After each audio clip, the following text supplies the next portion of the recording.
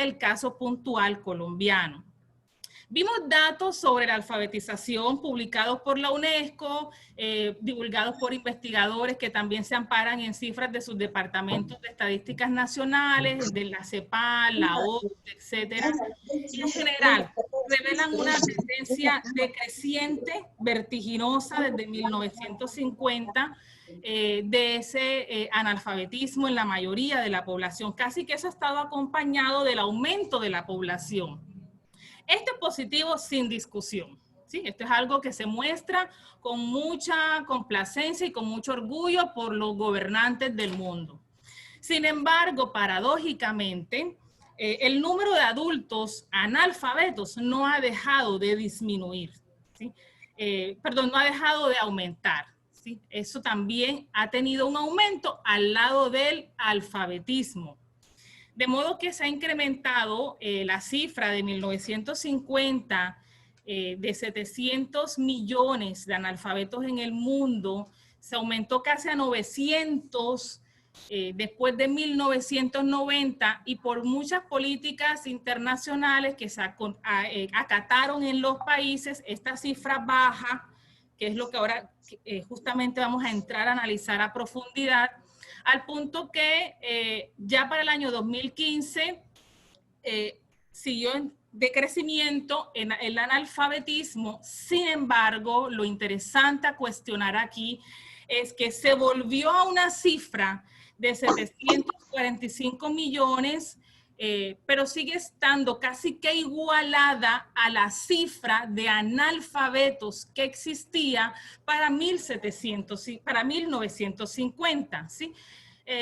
¿Cómo vamos a desenmarañar toda esta madeja? ¿Sí? ¿A qué se debe estos fenómenos si llevamos además décadas de políticas en materia de educación universal, de reformas educativas, de leyes y políticas públicas, de intervención de organismos de cooperación internacional, de expansión de las tecnologías de la información y de las comunicaciones?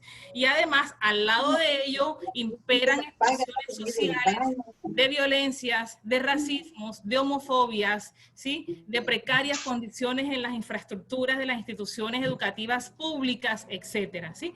¿Qué ha pasado entonces en el tránsito del siglo XIX al XX y al interior de los procesos del siglo XX? Que es lo que les propongo analizar, trascendiendo lo coyuntural y pensar en lo estructural en la larga duración, ¿sí? Esta es la introducción en la que les quiero plantear un poco a lo que obedece lo que estamos ya pues discutiendo. Ver cómo se transita puntualmente desde finales del siglo XIX, cuando además aparecen tendencias que relacionan la identidad latinoamericana con criterios científicos que ponderaban las características raciales para construir los ciudadanos de las repúblicas. Se transita a un siglo XX donde empiezan a manifestarse tendencias que siguen sosteniendo un afán civilizatorio a partir de las políticas educativas, pero estas entran en una tensión en la que se contraponen como antagónicos los proyectos educativos tradicionales y modernizantes. Entonces, los tradicionales que se relacionan con la cultura, con la presencia además de la Iglesia católica, la recuperación del folclore, de tradiciones populares, van a ser baluarte de esos, en ese momento, ¿sí? De lo tradicional. Pero proyectos modernizantes, por su parte, se van a insertar también proclamando constantemente la necesidad de nuevos planes de estudio o de métodos escolares que deben priorizar otro sentido en la formación educativa desde lo técnico, por ejemplo, frente a esa formación cultural, y se han sustentado además en la secularización de la enseñanza pública. Entre uno y otro hay discursos fronterizos, ¿sí? Y aquí se inserta, es muy interesante ver el caso mexicano, toda la propuesta de José Vasconcelos, en la que se promovió la escuela rural y las campañas de alfabetización de campesinos e indígenas.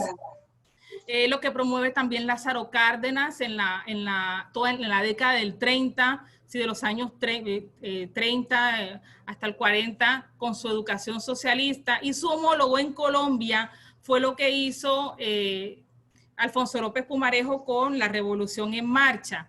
De modo que hacia la segunda mitad del siglo XX va a desaparecer un poco esa tensión, esa disyuntiva entre lo tradicional y lo moderno, y sin entrar aquí un poco como en discusiones conceptuales o teóricas de lo que es la modernización, eso lo podemos conversar después.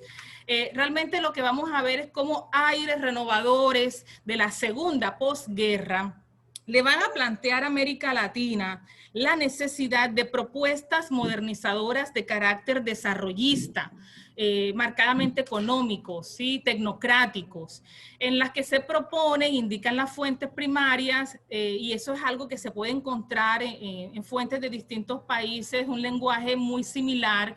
Se propone civilizar la barbarie en aras de un progreso material, ¿sí? Así lo plantean, que trajera la prosperidad a las naciones, y se pone la democracia al lado de la industrialización, y ahí se inserta la educación con un papel fundamental para el logro de esos objetivos.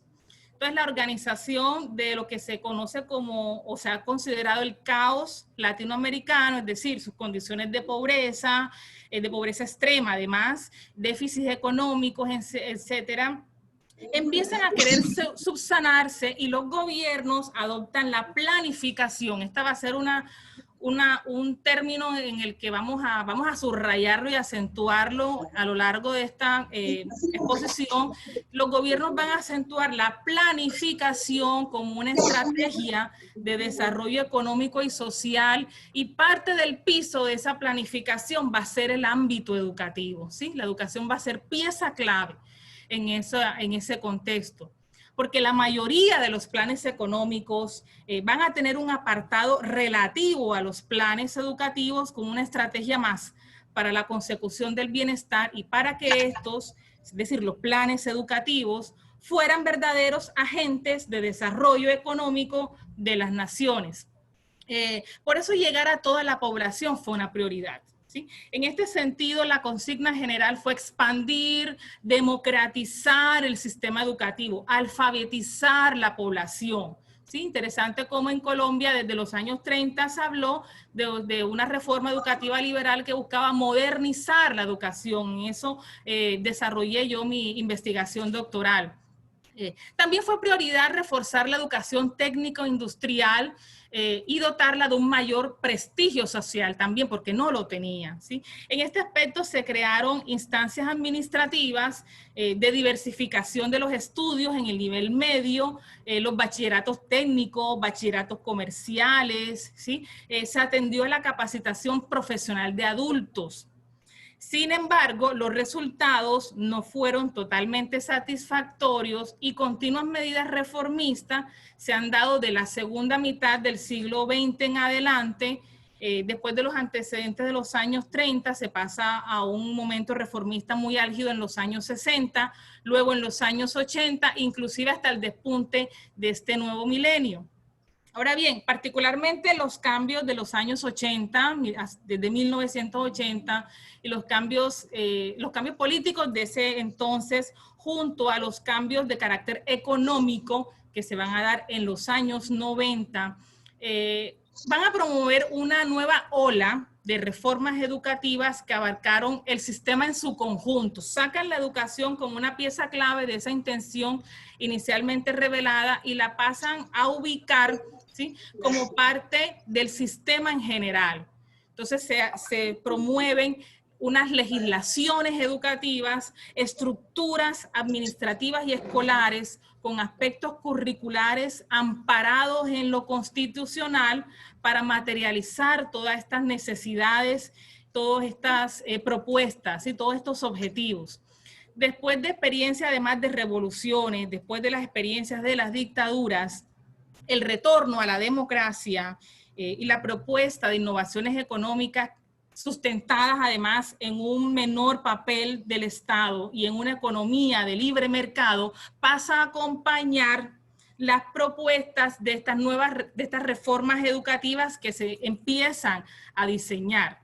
Y esto se da en un contexto de globalización que va a implicar cambios profundos a nivel internacional y en América Latina en particular, donde además la integración regional, que en principio fue económica, se consideró la modalidad necesaria para dar respuesta a esta situación. Entonces, por ejemplo, se reactiva el mercado común centroamericano, empezando los años 90. Se vuelve a lanzar, se relanza el Pacto Andino entre Bolivia, Colombia, Perú, Ecuador y Venezuela. En el 91 se crea el Mercosur, que integra a Uruguay, Brasil, Argentina y Paraguay. Entonces, no son aspectos desligados, no son situaciones desconectadas, y la educación está ahí como un eje articulador. Y vamos a explicar qué es lo que ella revela, cuál es el papel que se le asigna y cuáles son sus resultados. La Organización de Estados Americanos también se pronuncia en este contexto, y entrando en los años 80 hay una publicación que impacta mucho en los gobiernos, en las instituciones, en intelectuales, ¿no?, que piensan también la educación desde la administración pública. Y esa publicación es el Atlas de los déficits, educativos en América Latina. Y tuvo el propósito de mostrar tanto datos como informaciones sobre la situación educativa de América Latina para colaborar conjuntamente entre los países para atender los puntos neurálgicos y comunes que presentaran, ¿sí?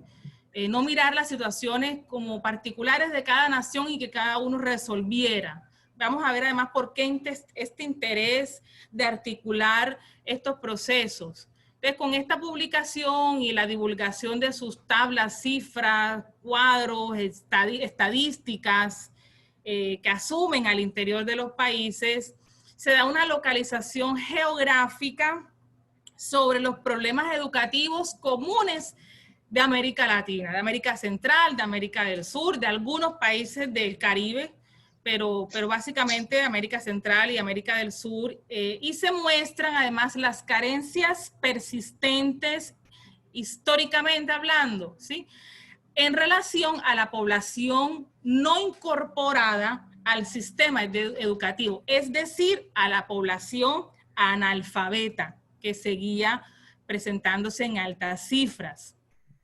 Esto es interesante porque estas carencias que se encuentran además se agudizaron al lado de la explosión de conocimientos científicos y tecnológicos, ¿sí? Fue una época en la que hubo todo un boom en la ciencia y en la tecnología, en la electrónica, en la automatización, en los principios de la automatización, y que ahora se está analizando como la cuarta revolución industrial. Entonces, para su posible solución, se aconsejaba tener en cuenta esos desequilibrios internos de los países en general, pero detectando geográficamente y espacialmente a los grupos de población más necesitados para adecuar contenidos y métodos educativos. Casi que se empieza a hablar de la educación pertinente a realidades particulares al interior de los territorios de los países, ¿sí? Demostraban las altas cifras de analfabetismo de una manera tan alarmante que se seguían registrando esos datos preocupantes, y por eso se señaló como su causa principal la poca capacidad de gestión de los estados, ¿sí? Salvo el caso de Cuba, realmente, donde la campaña nacional de alfabetización, que fue impulsada desde 1961 por el gobierno cubano, incrementó el porcentaje de población escolarizada y progresivamente se ha erradicado el analfabetismo totalmente en la isla. Entonces, en el resto del panorama latinoamericano, ya en estos años 90, ante esta situación que así se diagnostica, digamos, se inician procesos de reformas educativas más radicales, ¿sí? Y hay que trascender un poco el lenguaje, de modernizar la educación, de extender la cobertura, de mejorar las cifras de alfabetismo, etcétera.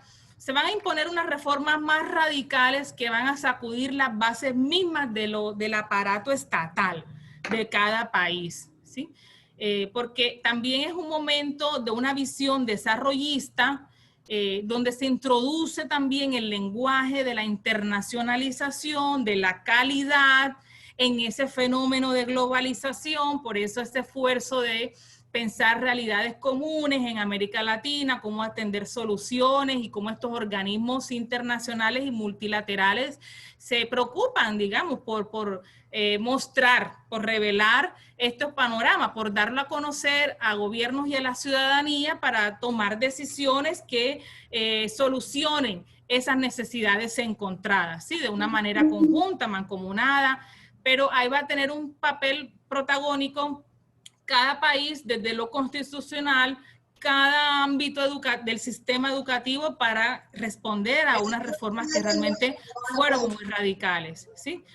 Pero es el momento en que ya hay otras lógicas de análisis, otras ideologías imperantes, donde lo que en un principio les mencioné como lo tradicional que se había relegado, vuelve a la esfera pública, al interés de gobiernos y de la ciudadanía y de estos organismos internacionales, porque se empieza a introducir propuestas de carácter intercultural, y ahí lo patrimonial, lo que es autóctono de las regiones, el tema de las identidades va a cobrar una función importante.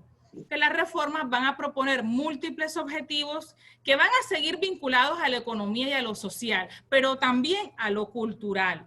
Y la educación va a pasar a constituirse en un instrumento para combatir el desempleo, pero también para generar movilidad social, impulsar avances científicos y tecnológicos aunados a los desarrollos de las naciones, intentando también defender las democracias con persistencias de situaciones de violencia en las naciones, y al lado de todo ello promover un desarrollo social. Bueno, este es algo muy, pareciera como muy descriptivo, ¿verdad? ¿Cómo cala esto a la realidad? ¿Cómo cala esto a la práctica? ¿Sí? ¿Cómo esto se operacionaliza? ¿Sí? ¿Cómo se materializa todas estas ideas? Bueno, en medio de este panorama, las políticas de reforma de los años 90 se desarrollaron en torno a 4 o 5 ejes fundamentales, ¿sí? Gestión de la educación, ¿sí? Gestión de distintos ámbitos del sistema educativo. Entonces, la gestión, la calidad, la equidad, el perfeccionamiento docente y los financiamientos. Aquí se introducen las mediciones de los resultados de aprendizaje. En Colombia esto fue liderado por los exámenes del ICFES, luego pasan a denominarse pruebas saber, actualmente se reconocen como pruebas saber que se hacen en los cursos de tercero, quinto de primaria y también en 11, las pruebas saber 11. A nivel universitario se hacen las llamadas pruebas ECAES y a nivel latinoamericano las pruebas PISA, que es el programa para la evaluación internacional de alumnos, donde se evalúan habilidades de la lectura, matemáticas y ciencias, y eso también es liderado por la Organización para la Cooperación y Desarrollo Económico, por la OCDE, ¿sí? Estas mediciones que se introducen en el sistema, se introducen en los objetivos que se quieren alcanzar, funcionan con la reasunción del indigenismo, de lo afrodescendiente, de lo autóctono, de lo patrimonial, y se presentan como afianzamiento de las culturas locales y de la diversidad nacional frente a esos avances de la globalización.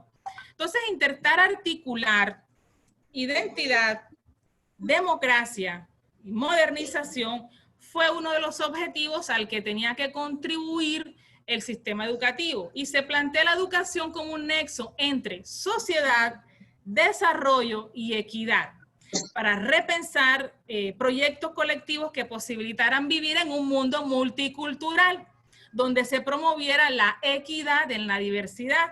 Aquí en Colombia entra pues la Constitución de 1991, que promueve la educación étnica, el reconocimiento de los diversos lenguajes autóctonos, ¿sí? Ya no se habla pues de una sola lengua, surge el reconocimiento de los derechos de las minorías, y por eso también este es el escenario en que la mayoría de los países latinoamericanos también tienen nuevas constituciones a finales de los años 80 y principios de los 90, después de la caída del muro de Berlín y de la URSS. En este escenario, la segunda cumbre de las Américas, que se celebró en Santiago de Chile en el año 98, en 1998, promueve un papel preponderante de la educación, pero formulando unos compromisos específicos para relacionar esos objetivos de equidad, de calidad, y apunta a unas estrategias donde ya se vuelquen esas reformas que se van a aplicar o que se van a formular y aplicar en la atención a grupos vulnerables con políticas educativas compensatorias, así la llaman algunos países, otros países la llaman como acciones afirmativas o discriminación positiva. Se empieza a evaluar también la calidad, es decir, no solo promover una calidad, sino también evaluarla a través de el establecimiento de unos indicadores y de pares que revisaran el cumplimiento de esos indicadores, valorizaron más la formación docente y estructurarla mejor, ¿sí? Promover también intercambios entre estudiantes e investigadores, esas políticas de vinculación de investigadores, de docentes, de movilidad internacional. Este es el momento en que eso se propone. Pero esto es importante, lo menciono, porque estas iniciativas, recuérdense que le estoy hablando de esta cumbre de Chile de 1988, la segunda cumbre de las Américas. Eso se va a trasladar al inicios del siglo XXI, al Foro Mundial de la Educación que se realiza en Dakar en el año 2000 y también en la declaración de la Conferencia de Ministros de Educación que se celebra en Cochabamba, Bolivia, en el año 2001. Y ahí se muestra una preocupación, en el documento se declara así exactamente, la preocupación por no haber logrado la totalidad de las metas propuestas en este proyecto de educación, de alfabetizar a través de la educación, por lo que siguen siendo prioridades básicas atender estos compromisos en los países que no lo han alcanzado. Como se revela este panorama, casi que no sé si sería factible aquí, permitido decir casi que de fracaso, ¿no? De todas estas ideas desarrollistas, reformistas y modernizantes. Entonces se vuelven a unos antecedentes de mediados del siglo XX, perdón, donde están esas cifras ahí altísimas del analfabetismo, pero voy a volver a unos antecedentes de mediados del siglo XX porque la decantación de todos estos postulados y medidas que quieren materializar estos resultados encuentran un aporte importante, lo consideran así, en algo que se da a mediados del siglo XX, consideran que están los antecedentes servidos con la creación de las oficinas de planeamiento educativo que se da al interior de las dependencias ministeriales de los países, ¿sí? Entonces, en Colombia, por ejemplo, en 1950 se crea la Oficina de Planeación y el SENA en 1957. En Argentina se da a mediados de los años 60 la creación del Sistema Nacional de Planeamiento y Acción para el Desarrollo. También en Chile, su Oficina de Planeación Nacional. En Uruguay, también en los años 70, se creó un Departamento de Investigación y Estadística para el Planeamiento Educativo.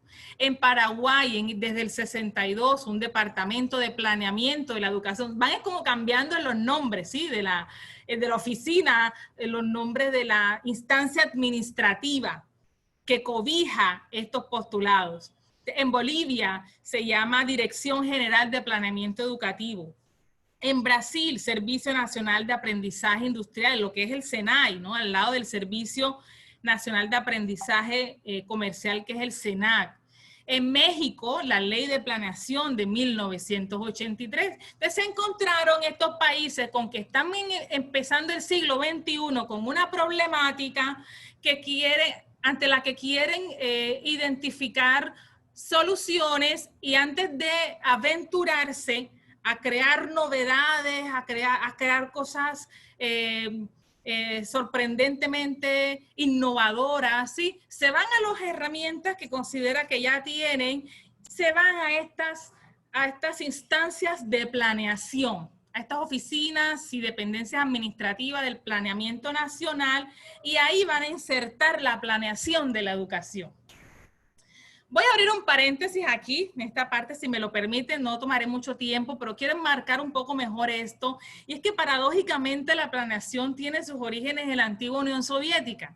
Para muchos analistas era una preocupación observar cómo después de la crisis de 1929, la Gran Depresión de los años 30, realmente en la Unión Soviética era incrementando su crecimiento.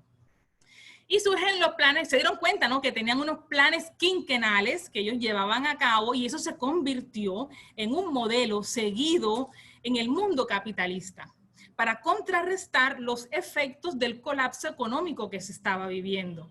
Y se afirma además que hasta los mismos nazis plagiaron la idea de los planes cuatrienales que estaban además siendo propuestos y promovidos por Hitler.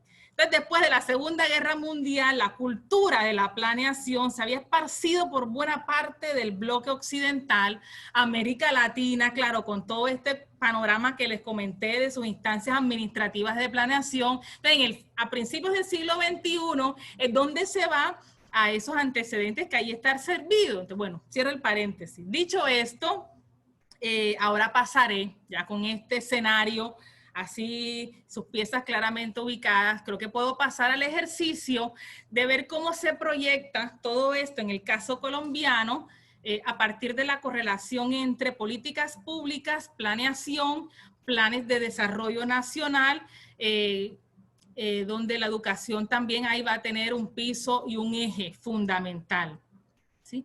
¿Por qué? Porque se encuentra que la educación también debe ser planeada para lograr esos resultados que estaban mostrándose con esos diagnósticos con esas cifras tan alarmantes, ¿no?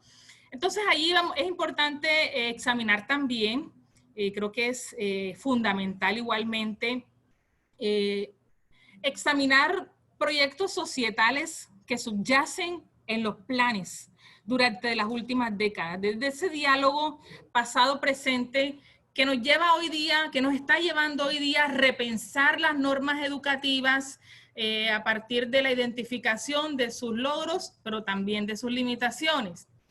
Aquí cabe entonces precisar, en primer lugar, que la política pública es un proceso en el que intervienen diferentes sectores sociales que ahora van a ser actores importantes por el tema del manejo, además de los recursos que proceden del Estado, ¿sí? Ya aquí no es tan incidente un Estado interventor, un Estado centralizado, va a irse gestando un Estado de carácter gerencial en estas nuevas lógicas de la planeación.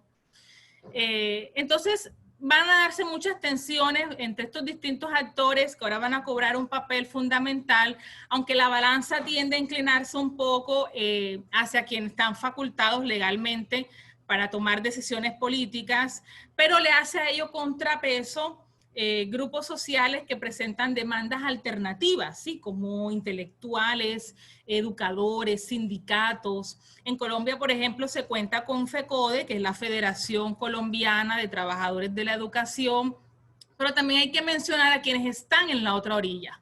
¿Quiénes están en la otra orilla en todo esto?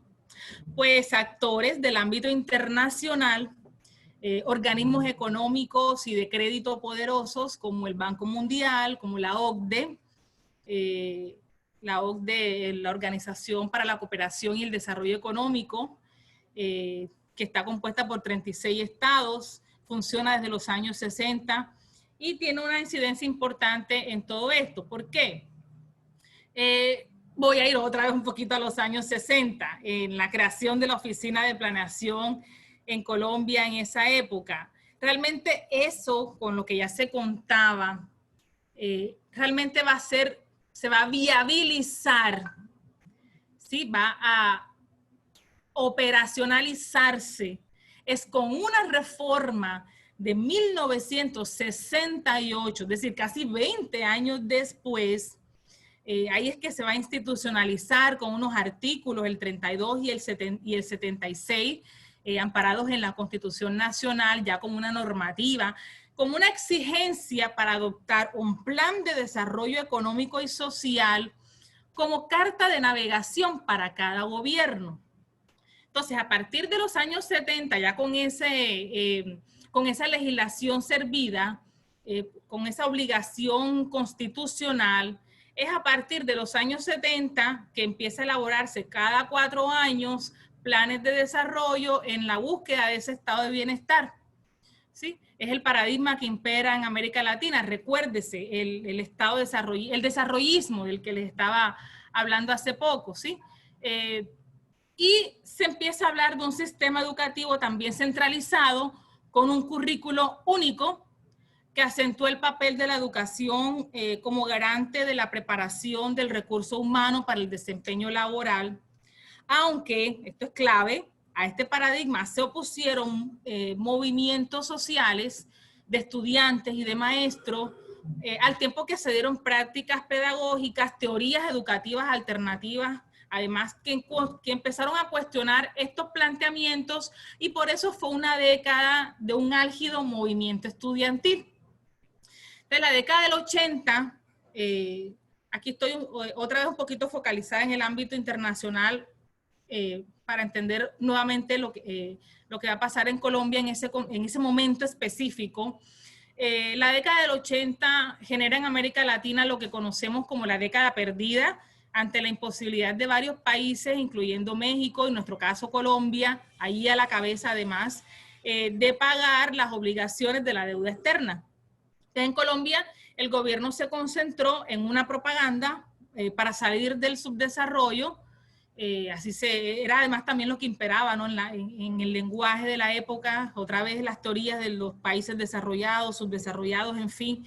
Y se empezó a hablar de crecimiento, de equidad para lograr esos propósitos.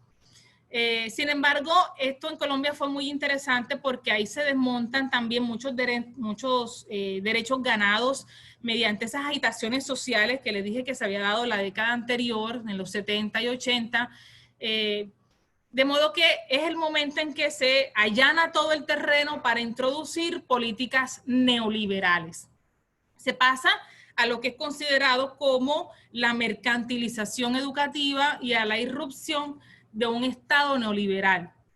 Y la política educativa de los años 90 se circunscribe en un nuevo orden mundial, y paralelo a esto, en Colombia este fenómeno se busca un Estado social de derecho amparado en la Constitución del 91.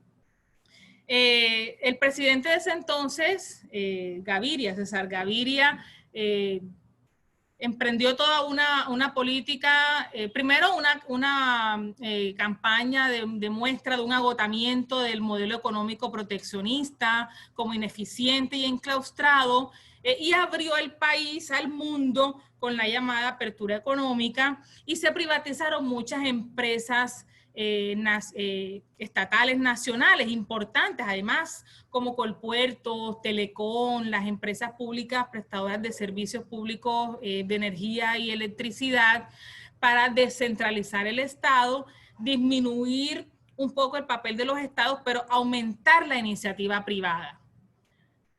¿Y por qué digo todo esto? Porque esto va a calar en lo que pasa en el ámbito educativo, no está desconectado, y es un poco esas relaciones que quiero ir argumentando. Estos modelos en lo político dieron lugar a la exclusión de varios grupos sociales, ¿verdad? Pero en lo económico probaron su incapacidad de promover un crecimiento y de resolver las necesidades de la población.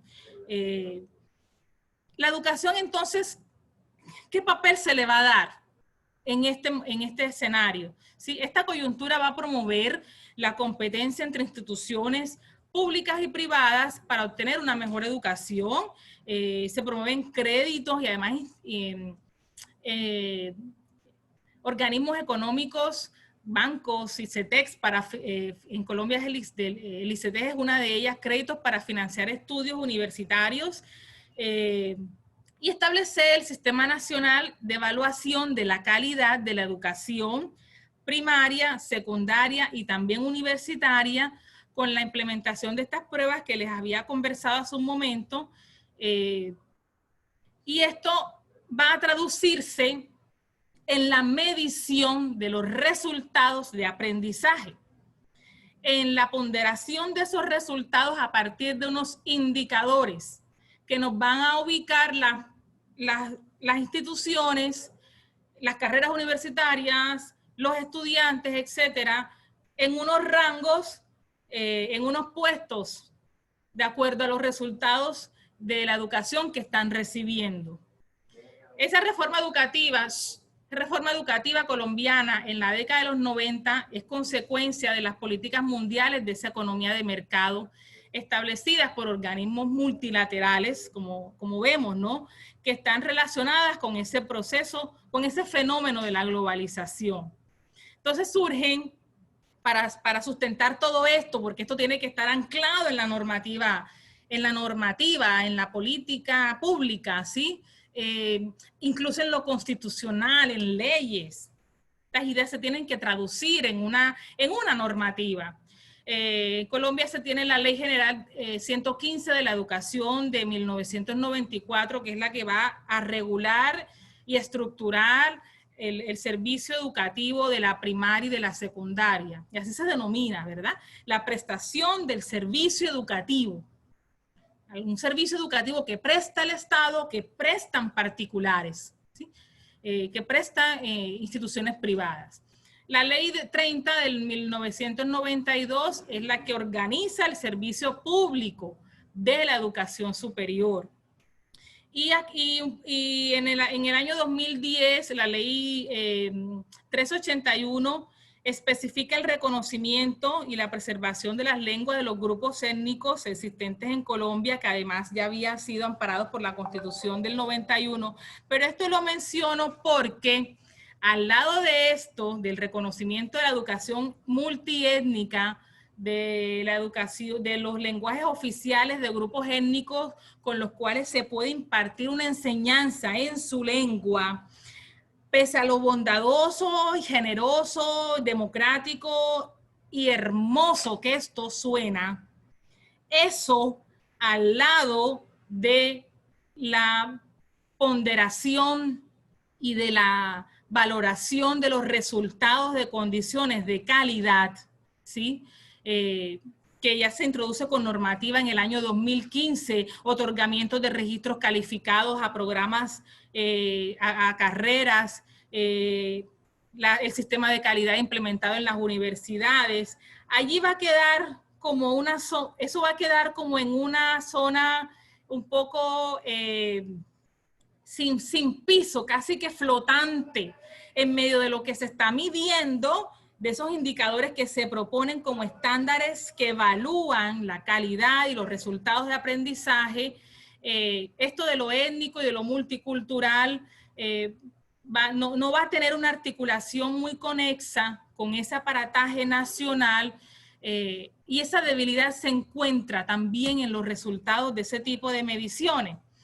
Entonces, estas reformas presentadas en Colombia, que han sido más similares en el resto de América Latina, intentan responder también a una ciudadanía preparada, productiva, que genere también recursos económicos que ayuden a los estados a que aporten a financiamiento de las deudas externas, al sostenimiento del funcionamiento del Estado como tal, con los impuestos y sus aportes, etcétera, ¿sí? De modo que también hay todas unas redefiniciones de los roles que deben desempeñar los distintos actores sociales que están involucrados en este campo. Por eso es que se habla, cuando se lo mencionaba, de lo que era un Estado gerencial, ¿sí? Y pareciera que aquí volvieran esas medidas neoliberales que estaban siendo orquestados por estados embargados, ¿sí? Desde hacía mucho tiempo. Esto en Colombia fue muy evidente. Y les voy a ilustrar cómo fue de evidente esto. Con la respuesta social que esto tuvo, ¿sí?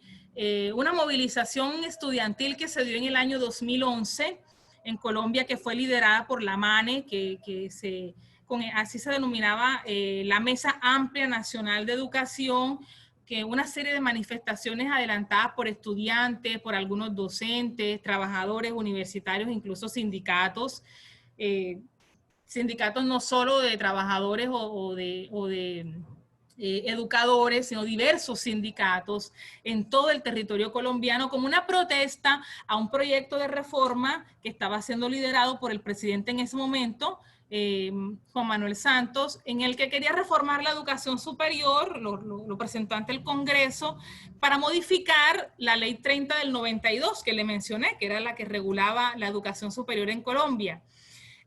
La propuesta incluía varios puntos que no cayeron nada bien en el gremio educativo, que alegaba que la reforma no garantizaba el ejercicio de la educación porque no brindaba a las universidades recursos necesarios para su funcionamiento y que solamente las destinaba a responder a los compromisos que tenía el Estado y no a la formación de los jóvenes, etc. Entonces, la decantación de todo esto, ya voy a ir finalizando, luego de la ilusión óptica, ¿no?, padecida por los años 70, de ese desarrollo, de esa fantasía de lograr un crecimiento con equidad, un Estado eficiente de los años 90, el siglo XXI empieza a hablar de una ampliación de la cobertura, sustenta este tema de la calidad, de querer disminuir brechas, pero resulta que en la otra cara de la moneda, la tasa de pobreza está por encima de niveles observados 15, 20 años atrás, es decir, la pobreza está aumentando al interior de las ciudades y países latinoamericanos. ¿Qué está pasando con la población educada? ¿Sí? ¿En qué se están desempeñando? ¿Cómo se insertan con las cifras del empleo? ¿Por qué aumentan las cifras del desempleo? ¿Sí? Esto empieza a cuestionarse porque la pobreza de América Latina se muestra en unas cifras altísimas que superan el 65% inclusive. El siglo XX finaliza en realidad con un aumento sustancial de los pobres en más de 2 millones de personas y mucho más si se compara con quienes son parte del sistema educativo, es decir, quienes están siendo alfabetizados. Y en Colombia esto es aún más... es mucho más complejo por el fenómeno de la violencia, ¿no?, del conflicto armado de los últimos 60 años en el país. Entonces, ante esta situación surge una reflexión final que va a estar referida al papel de los intelectuales, ¿sí? Poner en práctica nuevas propuestas en espacios institucionales y no institucionalizados para ser parte de investigaciones que deconstruyan paradigmas y políticas ahora neoconservadoras y poner en marcha otras posibilidades de carácter pedagógico, ¿sí?, y educativo. Porque hemos asistido en el plano nacional y también internacional a diversos reordenamientos presentados en la esfera productiva de este capitalismo contemporáneo, pero que ha dejado la educación, o que ha situado más bien, que ha situado la educación ha situado la educación como sujeto de cambios marcados por modelos de desarrollo en los que ha reinado la lógica del mercado, de la eficiencia y de la productividad por encima de los imperativos de equidad y de justicia social. Entonces se trata finalmente de superar, como indican pedagogos críticos, ¿no?, la retórica romántica que nos sume en el deber ser de la realidad, y no en el plano real de lo que existe, como superar el empobrecimiento de las ciencias sociales y darle un carácter no solo teórico y práctico. Pero aquí voy a hacer un paréntesis importante, porque justo en este escenario, con estas condiciones, hay que recordar la descalificación de las ciencias, de las humanidades y de las ciencias humanas por el gobierno japonés en el año 2015, cuando el ministro de Educación, de Cultura, Deportes, etcétera, propuso en una carta que él envió a las universidades que se olvidaran de las carreras de letras, que se olvidaran de las humanidades a cambio de una mayor financiación.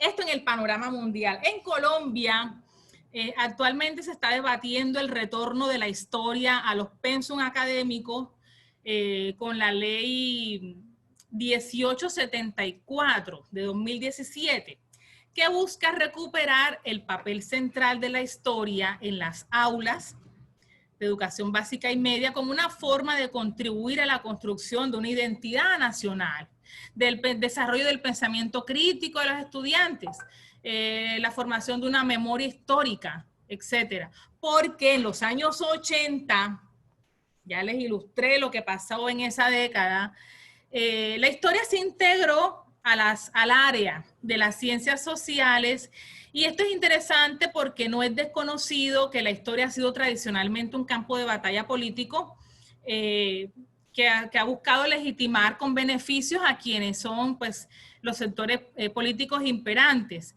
Entonces, finalmente este recorrido puede mostrar cómo operan las lógicas de los ciudadanos alfabetizados versus ciudadanos productivos en medio de la agudización de brechas en el acceso a la educación. La pandemia además nos lo ha demostrado con este tema de la conectividad, el internet, los dispositivos electrónicos para las clases remotas, etcétera.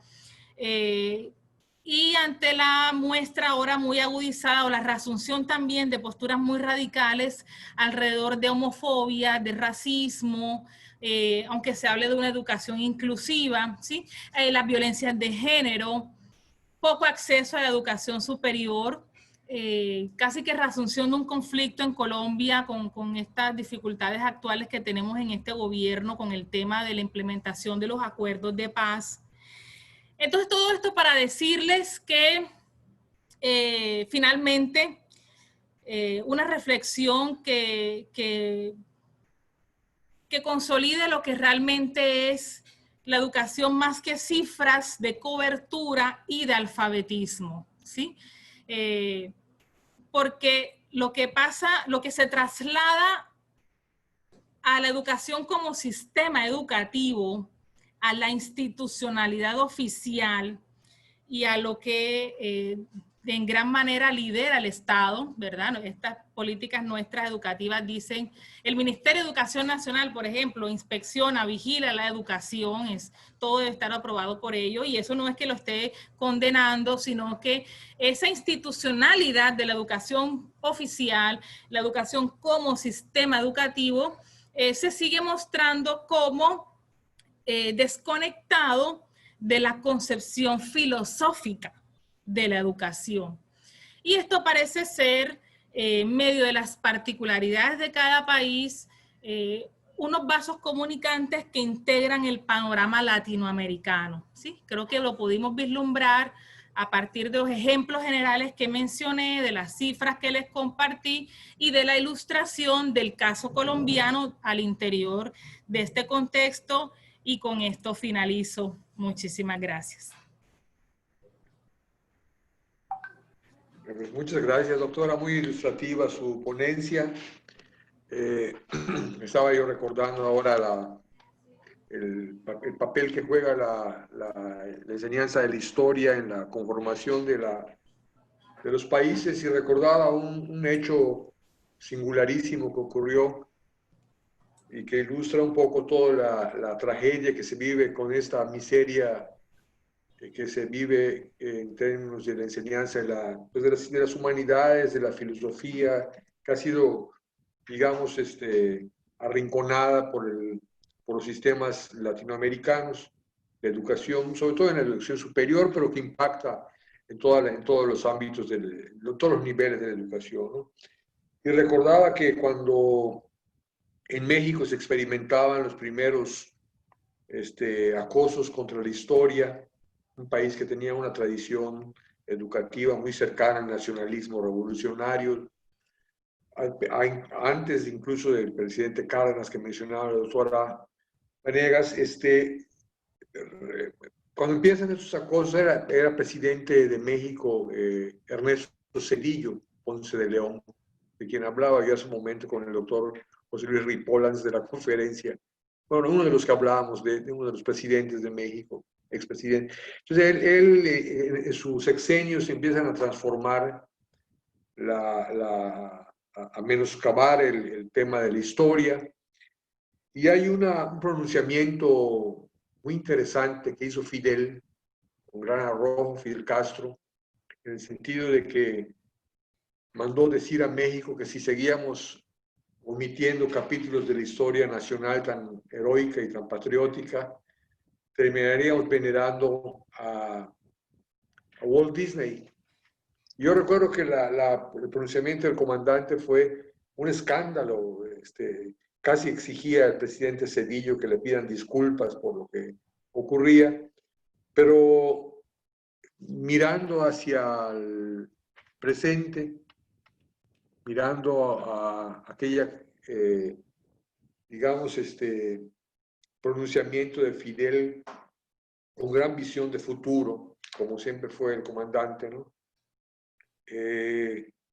Nos anunciaba lo que hoy está explorando con mucha pertinencia la doctora Muriel, esta nueva ola en la que el ámbito de las humanidades y de las ciencias sociales pues está como siendo recluido, pero sobre todo ese antecedente, yo no lo conocía, muy interesante, el ministro de Educación de Japón, que se pronuncia en ese sentido tecnócrata, muy claro en lo que nos vino después. Yo creo que esto abre un panorama para que podamos conversar todo y dejo la palabra al que desee tomarla. Nada más le pido que por favor pues me indique que quiere hablar para que podamos establecer un diálogo. No sé qué quiera, bueno, aparte aquí Johnny, si lo puedes ver, Muriel nos dice, Johnny, excelente Muriel, muy ilustrativa tu análisis. Johnny, me imagino que es un colega de allá de Colombia, pero alguien que quiera tomar la palabra, por favor.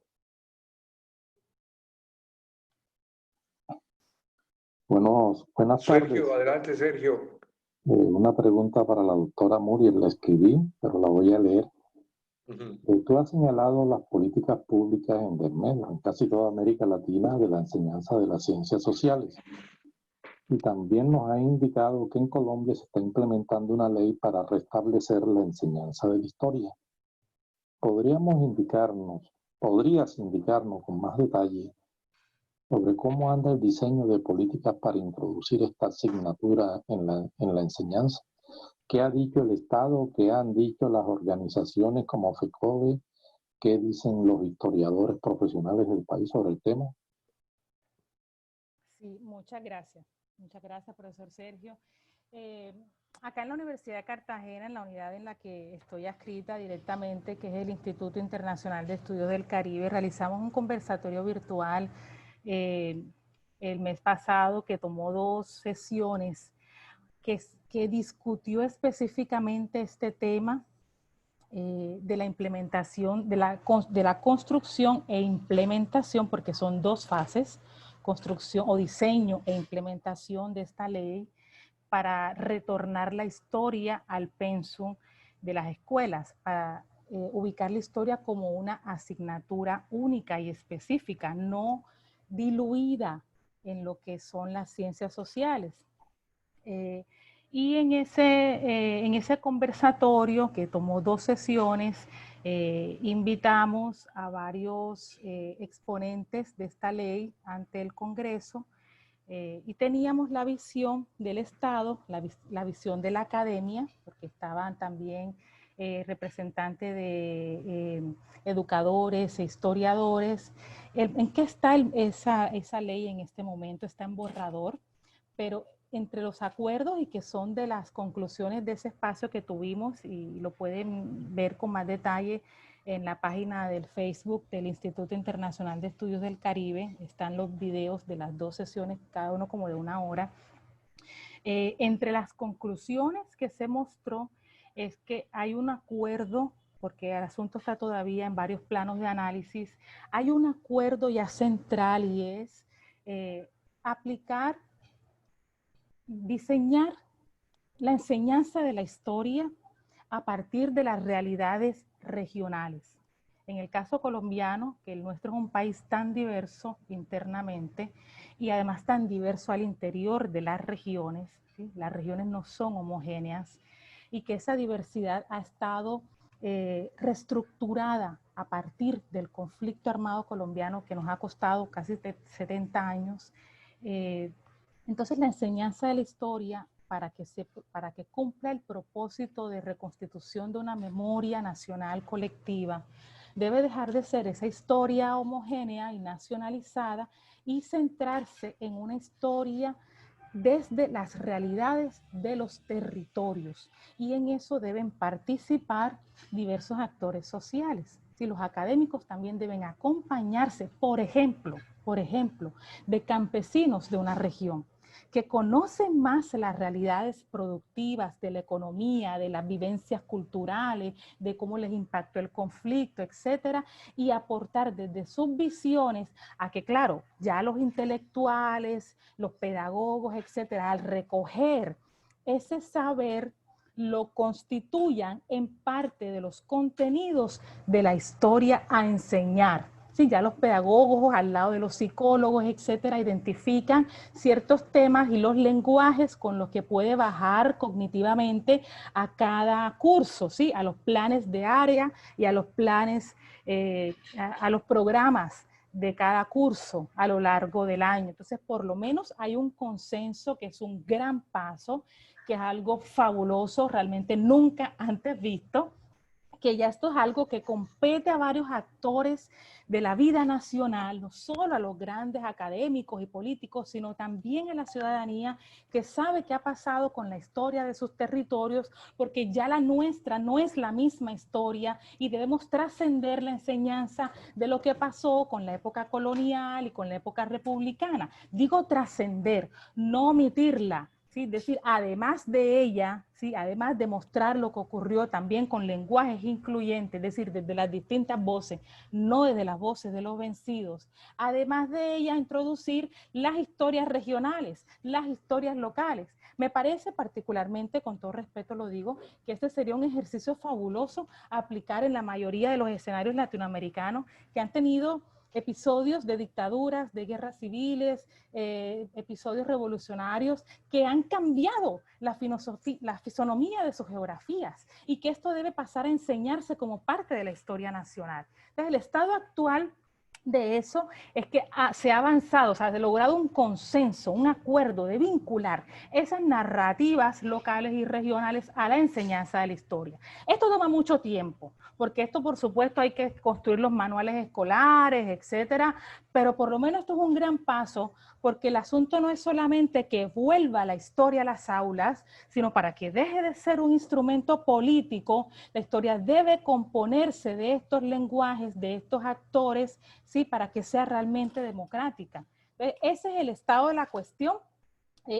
La conclusión, por eso me remito al evento ese que realizamos, donde varios de esos actores participaron, quienes están diseñando las propuestas de los cursos, de los temas, recogiendo la historia oral de las regiones, porque es que no es lo mismo en Colombia, le comento a los colegas mexicanos, no es lo mismo en Colombia la situación de la región caribe colombiana, la situación de la Amazonía, la situación del centro del país, de la región antioqueña, a la situación de los llanos o de la región pacífica, ¿sí?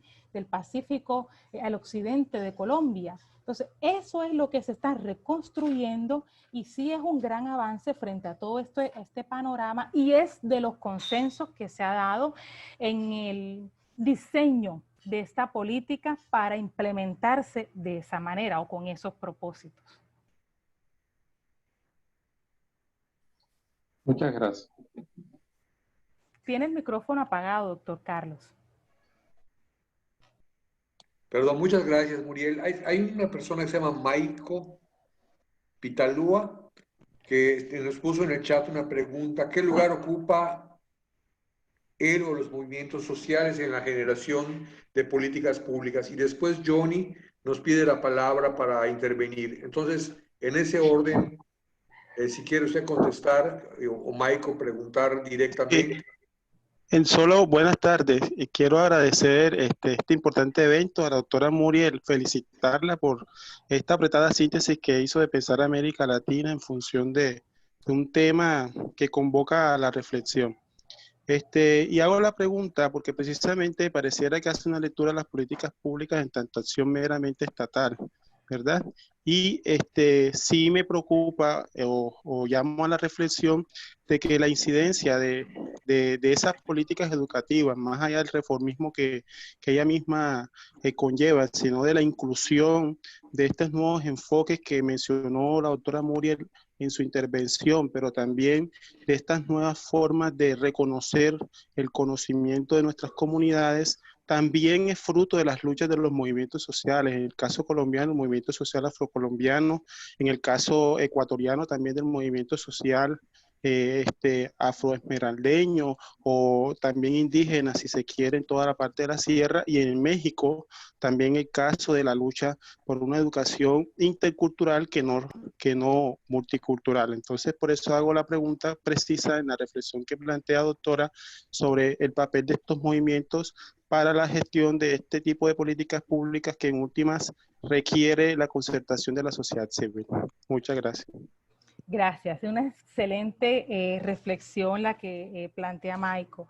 Y ese ha sido un tema de los movimientos sociales casi que había quedado reducido al interés de académicos e investigadores universitarios y poco se menciona en los manuales de historia, casi que las generaciones de historiadores que se han formado a partir de la consolidación de la historia como disciplina, son los que pasaron a extender, ¿no?, este tipo de procesos, pero en el escenario de las escuelas y desde los manuales escolares, que son la guía de docentes, etcétera, muy poco está presente este tema y es de los asuntos pendientes.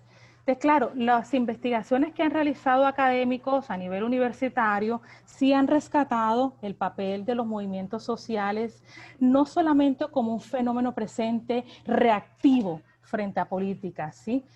Sino también como propositivos. Y eso es lo sustancial, identificar que en sus propuestas ha habido resultados que son luchas, pero esas luchas se han precisamente traducido en las conquistas, que además muchas han impactado beneficiosamente al gremio de los maestros en Colombia, al gremio de los trabajadores, y eso es uno de los contenidos en la respuesta a la pregunta anterior.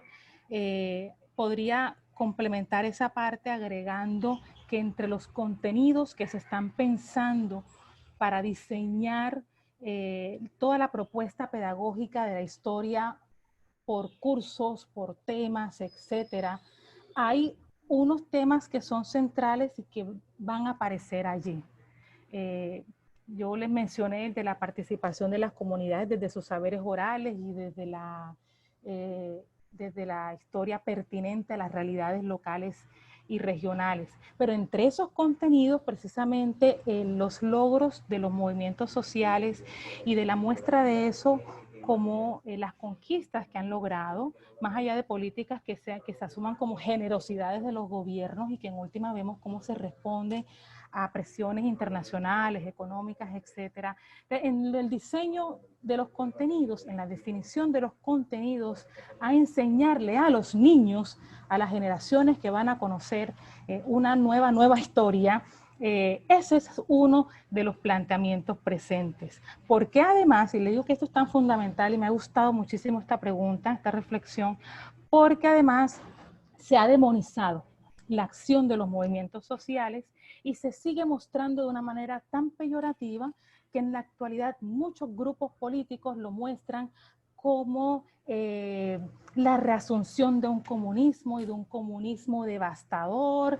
En Colombia lo estamos viendo, se replica por las redes sociales de una manera sorprendente, es terrible cómo se muestran estas posturas como algo que pone en desmedro los logros de los movimientos sociales y que son catalogados como comunistas. ¿Sí? En Colombia, cuando se le quiso preguntar al país si estaba de acuerdo con la implementación de los acuerdos de La Habana para lograr la paz, la mayoría de los colombianos dijo que no porque se extendió la idea del regreso del castrochavismo o de la entrada del castrochavismo a Colombia. Eso es una demonización de los logros de los movimientos sociales. Una de las tantas aristas con las que, por supuesto, el tema se podría analizar. Entonces, esos temas, como muchos otros, por ejemplo, el tema de las conquistas de las mujeres, ¿no? De las luchas, de la liberación femenina, ¿no? La entrada del discurso en perspectiva de género, también es otro de los temas que se incorpora a los nuevos contenidos con los que deben crecer las generaciones de niños que en su colegio van a ver una asignatura como directamente la historia, y que los docentes también debemos promover en cada uno de nuestros discursos al interior de nuestras clases. Sí. Ay, bueno, gracias, doctora. Johnny me está pidiendo la palabra y después Oscar Berrio. Vamos a darle la palabra primero a Johnny, que la pidió hace rato, y después a Oscar. Por favor, Johnny. Muy buenas tardes para todos. Felicitaciones a la doctora Muriel. Ese es el perfil de mi hijo. Lo que pasó fue que ahora que ingresé, mi nombre es Luis Eduardo Reyes Navarro y hago parte pues de la generación de historiadores de la Universidad de Cartagena. Felicitar a la doctora Muriel por su análisis desde una perspectiva pues de larga duración, que creería que es fundamental para situarse, porque no podemos ver la educación desde un análisis puramente coyuntural. Yo diría pues de que, teniendo en cuenta esos momentos de los que hablaba Muriel, hay que ver la educación desde un campo ideológico. Y si lo vemos en ese sentido, podemos decir, parafraseando aquí un poco a Pierre Bourdieu, la educación ha seguido cumpliendo el propósito de las élites. Es decir, porque ha sido un proceso de reproducción social y muchas veces los maestros en el aula de clase lo hacemos de manera crítica y descontextualizada. Y un poco lo que, bueno, este análisis de Muriel efectivamente es que la educación tiene que ser descontextualizada, porque como muy bien lo plantea, los límites del conocimiento.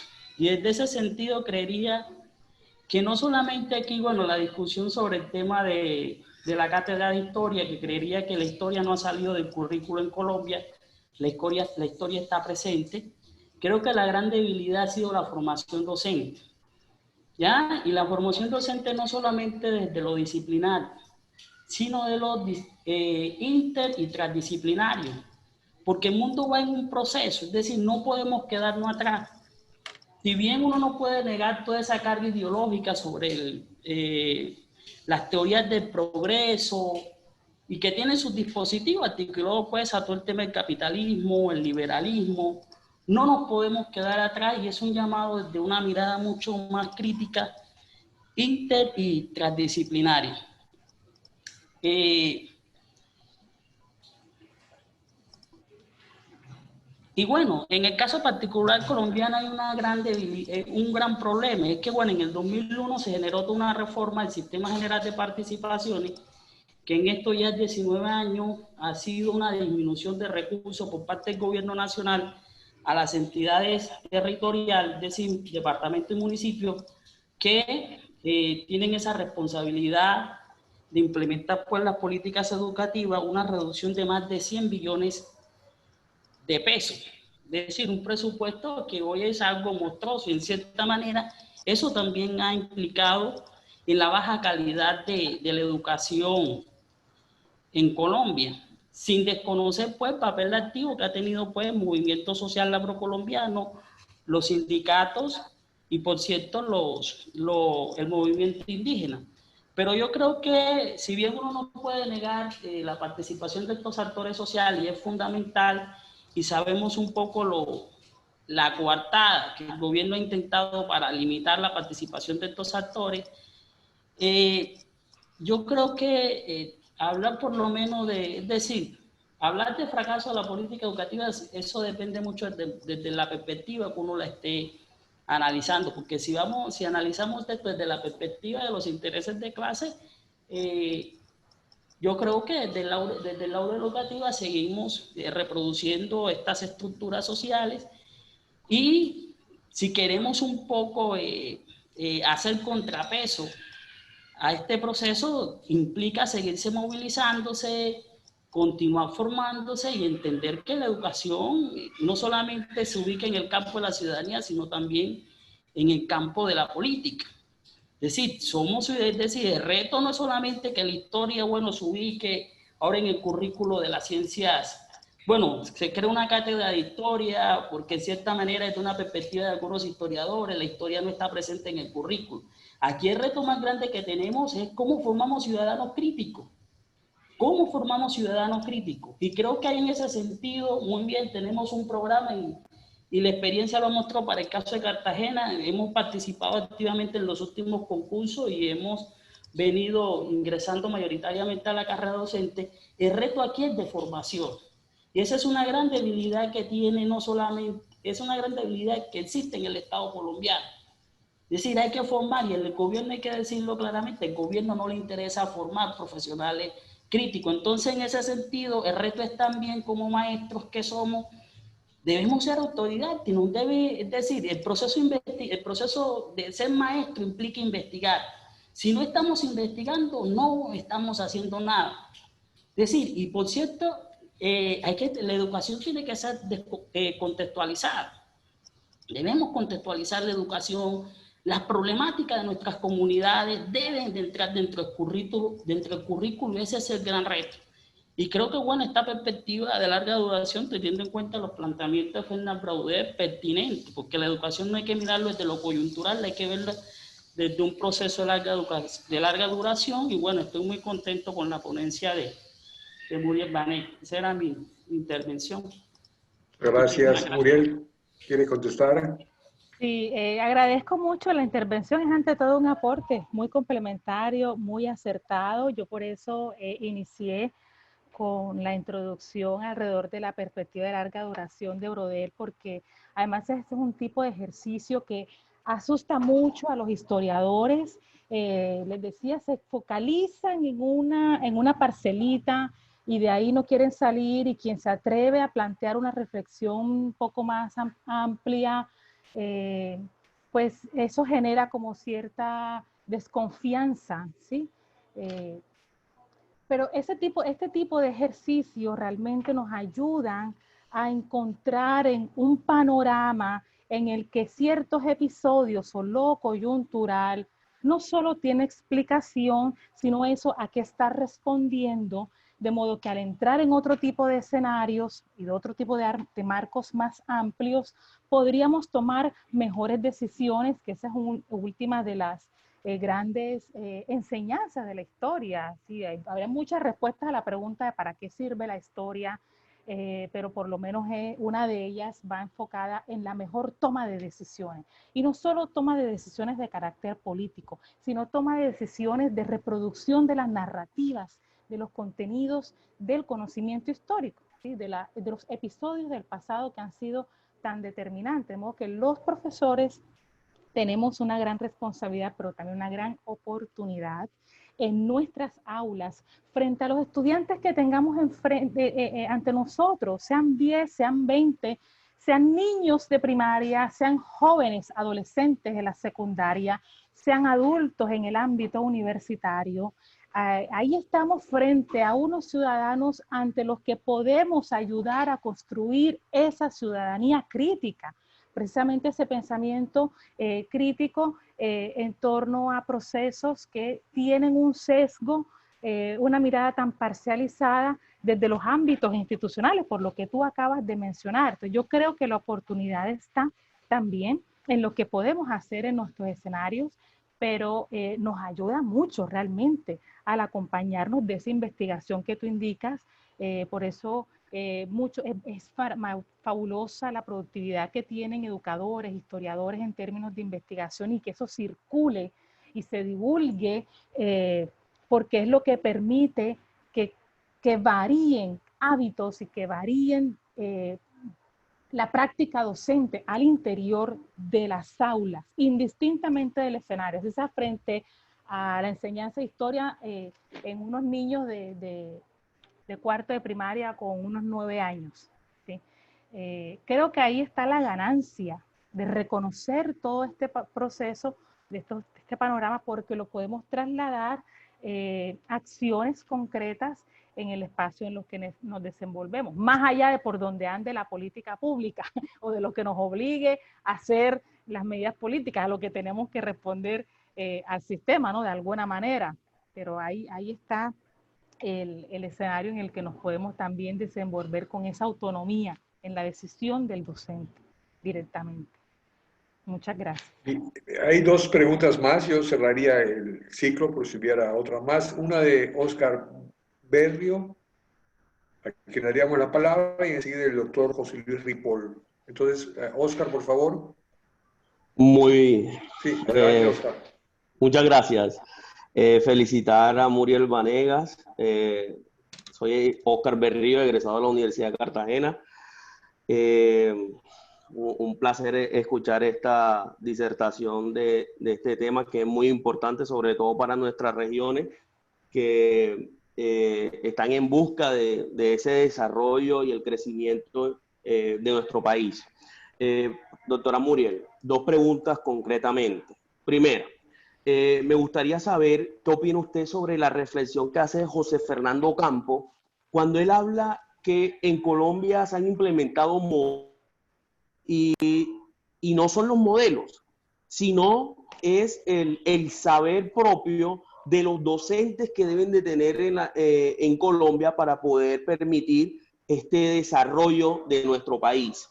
Y la segunda pregunta va encaminada a la realidad de nuestra región, específicamente de Colombia, porque si está de acuerdo o qué opina usted sobre volver la educación técnica, fortalecerla y ampliarla en nuestras regiones para generar un desarrollo capital, un desarrollo en nuestro país, sobre todo en nuestro campo, que ha sido abandonado y sobre todo desfinanciado. Entonces, particularmente son esas mis dos preguntas. Muchas gracias. Gracias, Oscar. Cuando estabas indicando la primera pregunta, hubo como un corte en el audio y no identifiqué la primera pregunta. En la segunda la comprendí. En la primera creo que era como, ¿qué opinabas sobre la intervención? La repito si desea. Por favor. Ok. Doctora, es lo siguiente. Fernando Campo hace una reflexión sobre, más allá de los modelos que han implementado aquí en nuestro país, Colombia, él plantea que no son los modelos, son los saberes que tienen los docentes. Es decir, más encaminado a lo que decía el compañero anterior sobre el fortalecimiento de las especializaciones educativas que deben tener nuestros docentes de nuestra región. Entonces, me gustaría saber qué opina usted sobre esa reflexión. No son los modelos, sino son los saberes que deben de tener los docentes. Listo, gracias. Bueno, voy a empezar por la segunda pregunta. Sí, yo estoy particularmente, totalmente de acuerdo con volver a una educación de carácter técnico como una de las modalidades de educación, ¿sí? Sin desconocer otras. Cuando yo hice mi investigación doctoral y trabajé los impactos de la reforma educativa de los años 30 en el ámbito educativo nacional, y tuve que consumir fuente primaria de todo tipo de los ámbitos educativos, de la educación primaria, de la secundaria, de la educación, entonces en su momento técnica e industrial, de la educación universitaria.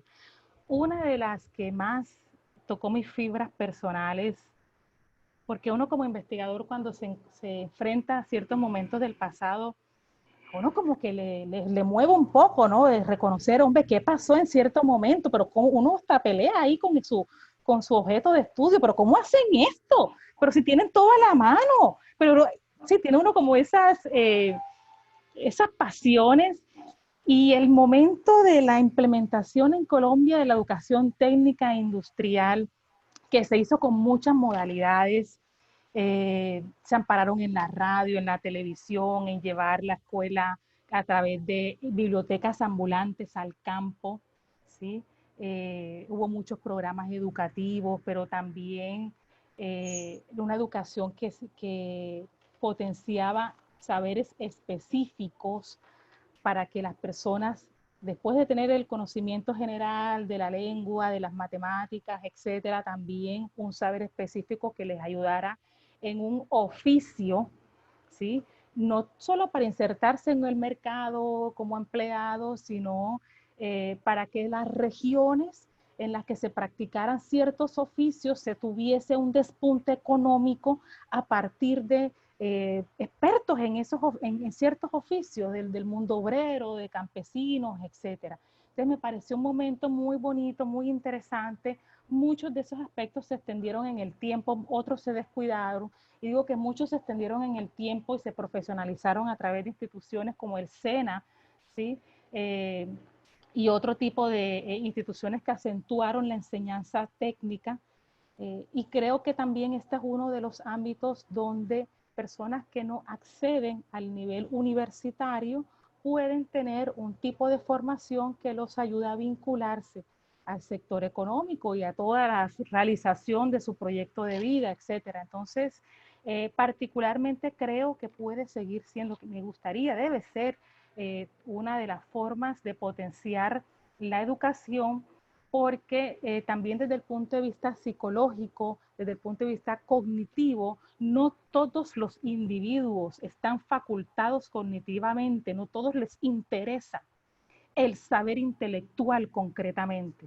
No están predispuestos biológicamente para ese tipo de contenidos, sino por el tema de los hemisferios cerebrales, etcétera, sino también para las artes, para algún saber técnico. Entonces son muy hábiles con las manos, ¿sí? Tenemos esa experiencia de lo que hacen los tejedores, en fin, muchos creadores, de modo que potenciar eso en ciertas regiones, con instituciones que se especialicen en lo que en cada región es lo preponderante, de acuerdo a sus habitantes y al potencial económico de las regiones.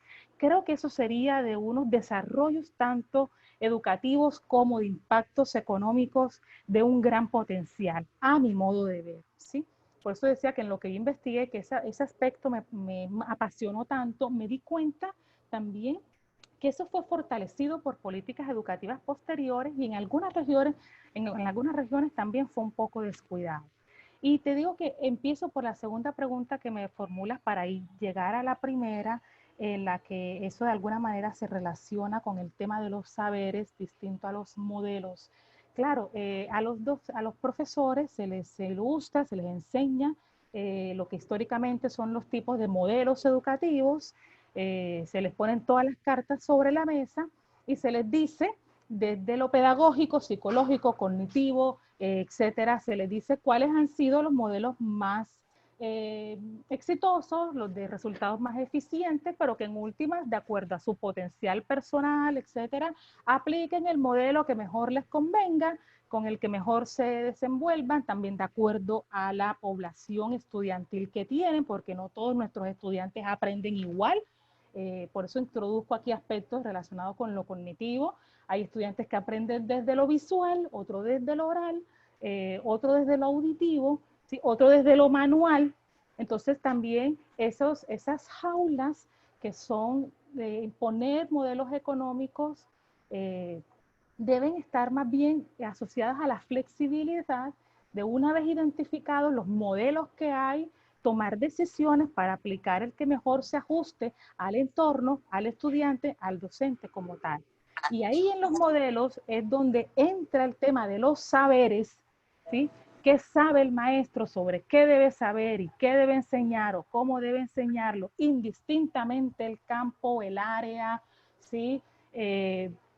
Porque también se relaciona en ese aspecto lo que es el saber propio que interesa a las regiones, que interesa a estudiantes de ciertas regiones, ¿sí? Entonces es muy difícil, por ejemplo, que una región nuestra que no tenga costa sobre el mar, ¿sí? Es muy difícil pensar en una carrera como, por ejemplo, ciencias marinas. ¿Cómo se llama esa carrera? Como ciencias oceánicas, marinas, algo así en una región ribereña. No es su realidad, no es su interés, ¿sí? Oceanografía, profe. Oceanografía, enseñar oceanografía en la selva amazónica, brasilera, colombiana, etcétera. Y usted puede haber un saber fabuloso sobre las últimas investigaciones al respecto, pero eso no se asocia ni a modelos ni a realidades regionales. Por eso creo y soy una convencida de la importancia también de los saberes técnicos. No todo es lo intelectual como per se, digamos, ¿sí? Lo técnico también acompaña el desarrollo de los seres humanos y el desarrollo de las regiones. Y la educación enfocada en esos lineamientos, desde marcos ya bien concebidos, desde los modelos pedagógicos como tal, creo puede ser una de las aristas de más potencial educativo que se quiere impulsar precisamente desde la educación. Los saberes se imparten de manera general, lo hacen en las escuelas normales. Cuando en Colombia empiezan las escuelas normales a profesionalizar los maestros, en la primera década del siglo XX, ¿sí? Hay unos lineamientos específicos de cuáles son los contenidos, qué es lo que debe saber el maestro, ¿sí? Cómo debe enseñar el maestro, y es lo que hacen las facultades de educación, etcétera. Pero en última, esa receta, que es importante, que hay que tener los pasos a paso, los ingredientes, ¿verdad?, para que te dé el resultado, eso debe estar acompañado de otros elementos. Hay que tener en cuenta ante qué estudiantes nos vamos a enfrentar, y hay que tener en cuenta las realidades de nuestros entornos, ¿sí? ¿Qué nos interesa realmente? Si son territorios insulares, si son territorios donde impera la agroindustria, o se impera la agricultura exclusivamente, la piscicultura, la explotación minera, por ejemplo, o qué tipo de cultivos específicamente. Entonces hay que ir con saberes técnicos para potenciar eso, y al que le interese, por supuesto, un saber intelectual maravilloso. Debe estar esto al servicio de todos, pero creo que esas miradas específicas, ahí sí deben atender estas visiones generales de los objetivos de la educación en últimas. Es mi posición particular, desde lo que he estudiado y desde la realidad de mi país y de mi región también. Muchas gracias, doctora. Le damos la palabra al doctor José Luis Ripoll. Muchas gracias al doctor Carlos, y me uno a la felicitación a la doctora Muriel por su brillante ponencia. Nos hizo una síntesis de un problema en América Latina, específicamente, y que es el tema educativo. Doctora, yo tengo solamente dos preguntas. La primera tiene que ver con, bueno, Platón decía, el filósofo griego, decía que la educación era una especie de matanza de inocentes, ¿verdad? Supongo que era una crítica tanto a contenidos como a formas.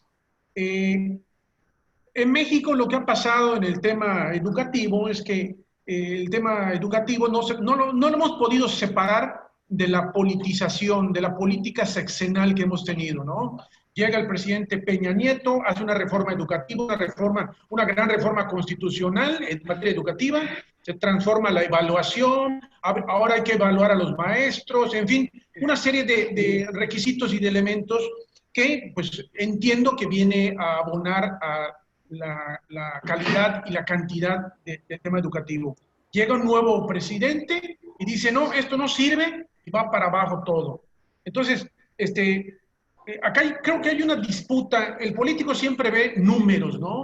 En las políticas públicas siempre los números son muy importantes, no tanto la calidad de la educación, sino la cantidad de educandos. Y usted nos empezó su ponencia dándonos cifras, datos duros, ¿no? Que finalmente nos arroja algo, nos dice algo, ¿no? Hay quien dice que lo que no se mide no se puede evaluar. Y si no se puede evaluar, pues no sabemos ante qué estamos, ante qué fenómeno estamos, ¿no?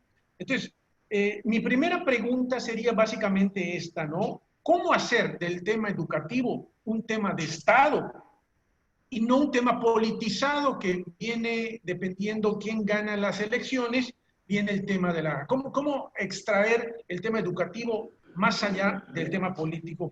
Y la segunda pregunta tiene igual que ver con algo que en los últimos días he estado reflexionando, que es el tema que posiblemente estamos viendo la desaparición del aula tradicional, del aula típica, con esto de la pandemia, y que seguramente va a ser post-pandemia, ¿no? Al terminar la pandemia, a lo mejor van a cambiar esos estereotipos de la educación o de la universidad en términos muy, digamos, ordinarios y tradicionales, ¿no? Entonces, no sé, la segunda pregunta sería, ¿estamos ante la desaparición del aula como un lugar o un espacio geográfico de educación? Esa sería, para no alargarme más, mis dos preguntas, doctora, y le agradezco por sus respuestas. Gracias, doctora. Esa segunda pregunta me fascina y aquí la he anotado porque la voy a profundizar más con lecturas, con escritos. Amerita mucho análisis. Pero lo que le puedo responder en este espacio, doctor Ripoll, gracias por sus dos preguntas. En primer lugar, ¿cómo desvincular la educación de los manejos políticos? ¿Sí? ¿Cómo hacerla parte de un asunto de Estado, pero no un instrumento al servicio de gobiernos de turnos, que es lo que ha solido ocurrir a lo largo del siglo XX? Cada gobierno, de acuerdo a ideologías generales imperantes, van cambiando las reformas y unas tras otras se han dado. Yo creo que precisamente cuando nos aventuramos, y les digo que esto fue una decisión no solo personal, sino un logro personal, porque fue una lucha hasta con quienes fueron en su momento mis tutores, también un poco reacios a pensar en perspectivas de larga duración. Y Muriel, concéntrate en el periodo, sí, deja esas miradas generales. Bueno, entiendo esas prevenciones, pero uno sigue sus pasiones en últimas. Y yo creo que uno de los grandes aprendizajes personales que he tenido en las miradas de larga duración, que he podido hacer, que no son, porque todavía son sujetos de mucho estudio, por supuesto, pero creo que ahí tendría elementos para responder esa primera pregunta, y es que en los mayores avances que se han dado en las reformas educativas a lo largo del siglo XX, ha sido la inserción de nuevos actores sociales en la formulación e implementación de reformas educativas, y que han dejado de tener, con las que ha dejado de tener solamente el protagonismo el grupo político o el partido político de turno en su momento dado, ¿sí? Y al restarle capacidad de decisión exclusiva unilateral a quienes están en el servicio del poder en su momento, y al insertarse la voz y el voto de otros actores sociales, de otros sectores procedentes de la población desde los escenarios en los que se desempeña, y me estoy refiriendo a sindicatos, a intelectuales, a maestros y directivos docentes, me estoy refiriendo a la comunidad en general, que ahora está opinando sobre cómo enseñar y qué enseñar en las escuelas de sus territorios, etcétera.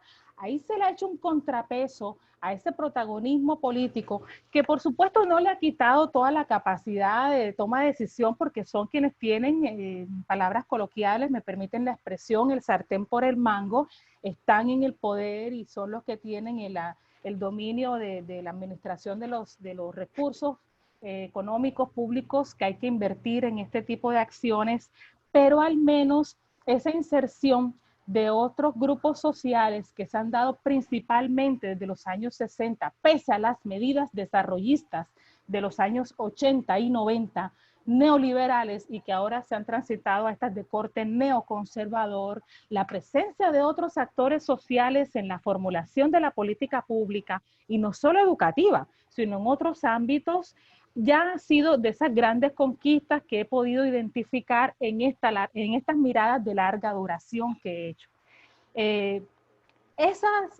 Digamos, la continuación en ese tipo de prácticas puede seguirla haciendo contrapeso a ese dominio político que se le ha dado al manejo de la educación como parte del sistema educativo público, ¿sí? Y creo que en los avances que se pueda tener en esos espacios así consensuados, se le puede dar un mayor papel a la educación como lo que filosóficamente es su razón de ser, ¿sí? que sacar lo mejor de un ser humano, no imponerle cosas desde el exterior, ¿sí? Si un ser humano tiene un potencial dirigido a un campo, a un oficio, etcétera, a la par de ser una mejor persona y que aprenda a vivir en la diversidad, esos son de los logros de todas estas discusiones ideológicas y de todos estos, de la vinculación de actores sociales que han dejado de lado las visiones que cuando nos convertimos en una nación, un Estado-nación soberano en el siglo XIX, se pensó en una nación homogénea de una sola raza, una sola lengua, ¿cierto? Que solo podía votar quien podía demostrar que tenía propiedades, después se vincula a la mujer a todos estos escenarios. En ese tipo de cambios, esa participación de los distintos actores sociales, creo que son de las mayores apuestas a las que hay que seguirle apuntando. Es mi parecer, digamos, restarle precisamente ese poder a los gobernantes de turno que gobiernan en su periodo de una manera y llega otro con otra postura política y derrumba lo anterior. Mejor dicho, mire, en un gobierno se promueven, se construyen, se diseñan y en otro gobierno con otra postura, eso que se construye se desmonta y no se aplica. ¿Sí? Rara la vez que se le da continuidad a algo. Tiene que ver con las posturas personales y partidistas en un momento dado. Pero la participación de la ciudadanía con diferentes sectores diferentes es lo que le hace el contrapeso a eso y le da a la educación el lugar que merece, es mi parecer. Y en segundo lugar, sobre la desaparición del aula como un espacio geográfico en la interacción de educación. Y bueno, le decía que eso da pues para muchas lecturas, análisis, etcétera. De momento lo que le podría compartir es que yo creo que estamos ante una adaptación estamos ante una adaptación y una respuesta a una coyuntura que nos obligó a modificar la interacción directa de la escuela como un espacio, como transformó todas las relaciones sociales. Transformó las relaciones de familia y concentró en los hogares a los núcleos familiares o quienes vivían bajo un techo y desconectó a nietos de abuelos, a tíos de primos, ¿sí? Porque todos nos confinamos, desconectó a los amigos de la interacción social directa, entonces nos ha llevado a otro tipo de relaciones a través de los medios estos de la conectividad, de las tecnologías de la información. La escuela entonces se trasladó a las casas, la escuela penetró los hogares, ¿sí? Y los estudiantes están frente a una pantalla dando sus clases. Mis hijos todos los días se levantan y yo les digo, van para el colegio, se ponen su uniforme, abren su computador y se sientan. ¿Sí? Obviamente extrañan sus amigos, y yo extraño a mis estudiantes, todos extrañamos el contacto social y vamos a dejar de besarnos y abrazarnos por mucho tiempo porque hay un virus allá afuera matando gente, ¿sí? Todavía no hay una vacuna. Realmente la transformación ha sido a gran escala, no solamente que ha obligado a desaparecer la escuela como un espacio de interacción directa, personal, ¿sí? Que uno le ve a sus estudiantes en la cara, sea un niño, sea un joven, un adulto, y uno sabe cuando el muchacho puede tener hambre o puede estar triste o llega eufórico y participa y pregunta, o vemos a aquel estudiante en un rincón retraído, ¿sí? Y tenemos un contacto más directo con nuestros estudiantes. Entonces, yo creo que eso no, bueno, ha desaparecido, por supuesto, ya hay una pandemia en este momento, pero estamos en una adaptación, en una respuesta a esta crisis que nos llevó a confinarnos, pero nos obligó a que la educación tiene que seguir, la educación no puede entrar en confinamiento, la educación no puede parar, ¿sí? Es decir, no hay medida de cuarentena para que sigan educándose nuestros niños y nuestros jóvenes. Y estos saberes compartidos, donde nos estamos viendo a través de una pantalla y hablamos activando el micrófono, nos vemos activando las cámaras, ¿sí? Es una adaptación, tuvimos que adaptarnos. Ahora bien, no nos preparamos para eso porque nadie se lo esperaba, ¿sí? Veíamos que el asunto empezó en China desde el año pasado y lo veíamos como algo muy lejano. Y de pronto llegó a América Latina y nos encerró a todos en casa. Los gobiernos nos guardaron para que el confinamiento nos protegiera de los contagios, mientras los científicos estudian una vacuna para inmunizarnos. Entonces, estamos adaptándonos a estas circunstancias que nos obligaron a implementar estas medidas de la virtualidad, pero aunque desapareció la escuela como espacio de interacción directa y el aula también, pues ahí esperemos que la educación que han recibido los científicos y que están investigando se convierta y se traduzca, como además ha pasado a lo largo de la historia, que ya hemos tenido otras pandemias antes y otras epidemias y se han superado. Ojalá esta vez sea más rápido para volver a la interacción social, que creo es de las máximas, digamos, de las cosas más fabulosas que tenemos los seres humanos, indistintamente el ámbito en el que nos desenvolvamos, ¿sí? La interacción personal y directa, el abrazo, el vernos, el compartir. Resulta que nos dimos cuenta que era de las mejores cosas que podíamos hacer. Por eso esto está impactando tanto la salud mental. Hay muchos niños que se resisten a estar horas frente a un computador. Claro, ¿quién se lo soporta?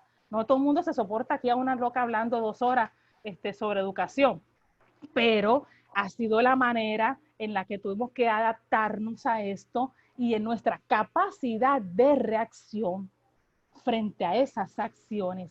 Yo creo que ahí está la grandeza de la inteligencia del ser humano, en amoldarnos y al superar la contingencia de la crisis, entonces volver a condiciones de normalidad y ojalá en mejores condiciones de interacción social. Entonces nos hemos dado cuenta que al volver a las escuelas, cuando volvamos a las escuelas, porque la escuela no puede desaparecer, el aula empezó en la calle, ¿sí? Los filósofos con sus estudiantes alrededor, las escuelas de banquito, las maestras con los niñitos alrededor. La escuela tiene que volver. Cuando la escuela vuelva, ojalá volvamos mejores seres humanos, mejores maestros, mejores ciudadanos. Es el deber ser, en última, ojalá sea lo real. Muchas gracias, doctora. Pues yo creo que hemos disfrutado una amplia exposición de parte de Muriel y sobre todo de la interacción de todos ustedes que han sido pues, muy inteligentes en sus preguntas y diálogo con la ponente, que en última instancia esa es la idea de la cátedra, que podamos tejer un diálogo horizontal entre lo que se plantea y lo que se pueda contraponer. Pero yo creo que en general ha sido una mañana muy, no sé qué hora será en Colombia, pero aquí todavía estamos entrando a la tarde, y muy ilustrativa para nosotros los mexicanos. Realmente lo que sabemos de Colombia en materia de educación, pues no es tanto, sino que esta mañana se ha ilustrado un poco más con la presencia de la doctora. Y desde luego, pues ojalá y pudiéramos nutrirnos mutuamente con alguna experiencia mexicana en ese sentido. Pero creo que en términos generales, algunas problemáticas que no solamente de largo plazo en términos temporales, sino también de largo alcance en términos geográficos de América Latina, pues los compartimos en buena medida, ¿no? Una última pregunta que hizo el doctor Ripoll con relación a la virtualidad de la enseñanza en que estamos inmersos. Y yo esperaría, claro, igual regresar al aula, como cualquier otro profesor que haga más su quehacer, pero también yo pienso que, claro, la coyuntura y la tragedia nos obligó a estar en esta situación de virtualidad, ¿no?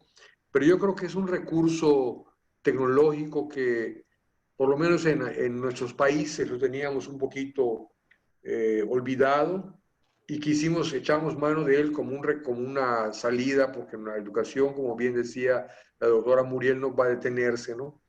Pero yo sí pienso que pudiéramos continuar complementando la educación presencial con las maravillas de la educación virtual. Hoy mismo tenemos un diálogo Colombia, México y otros países que están aquí presentes, que de otra manera hubiéramos tenido que convocar a un congreso en el que nos tendríamos que pagar un pasaje, ver si nuestra institución o nuestro bolsillo nos los permitiría hacer y bueno, no desistir a esta circunstancia. Yo creo que es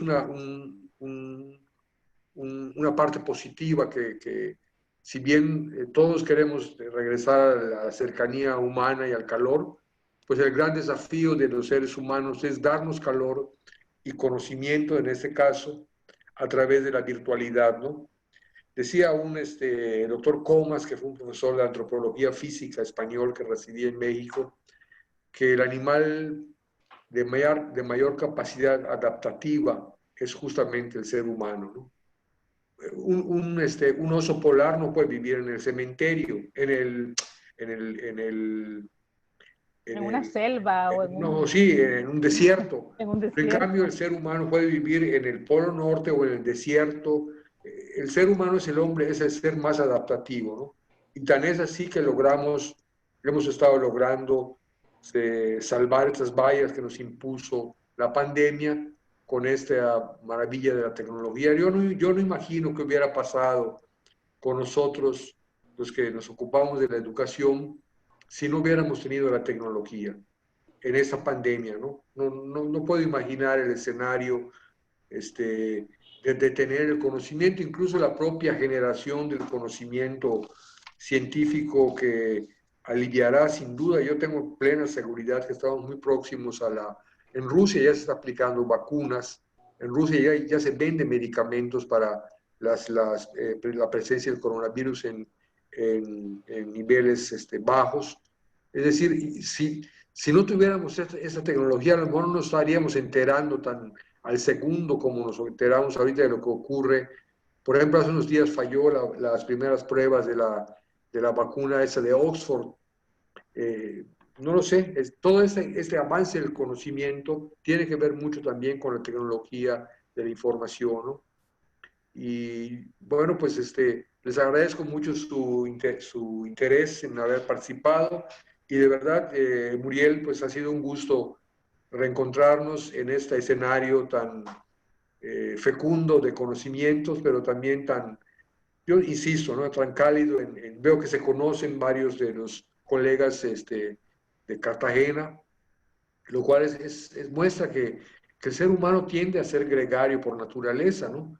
Y entonces, pues les agradezco a todos su participación y en particular le agradecemos a Muriel Vanegas haber sido tan amable de exponer. Ella decía que no cualquiera se chuta 2 horas oyéndola. Yo la oí con mucho placer y estoy seguro que todos lo hicimos de la misma manera. Y les invitamos para el día 3 de octubre, que será nuestra próxima sesión. Serán avisados de la agenda que abriremos o continuamos con educación en ese día. Y les deseo muy buenas tardes desde Mérida a todos nuestros amigos de Colombia y de otros países que están conectados. Muy buenas tardes y muchas gracias. Muchas gracias a usted, doctor. Buenas tardes para todos. Gracias. Feliz resto de día.